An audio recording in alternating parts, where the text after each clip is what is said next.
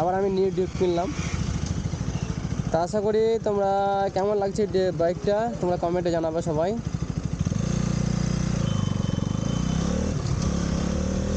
কারণ কি বলবো ভাই, ডিউক চালিয়ে অভ্যাস হয়ে গেছে আর অন্য গাড়িতে মন বসছে না।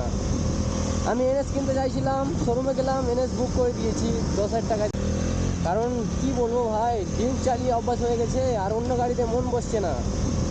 আমি এনএস কিনতে চাইছিলাম, শোরুমে গেলাম, এনএস বুক করে দিয়েছি 10,000 টাকা দিয়ে। আবার শোরুমে গেলাম, আমি সেই শোরুমে কাজ করতাম আমার ওয়ার্কশপে। এবারে অর্ডার দিয়ে আসার পরে শোরুমে কাজ করতে পারছি না। আমি কী বলবো তোমাদের, এমন আমার টেনশন মাথায় চলে এসছে, ডিপ ছাড়া আমার কোনো কিছু দেখতে ভালো লাগে না। আবার শোরুমে গেলাম, তারপরে মানে শুক্রবার অর্ডার দিয়েছিলাম, শনিবার আবার গেলাম। তো বললো দাদা আমার এনএস লাগবে না, আমার ডিউটি লাগবে, আপনি ওটা মানে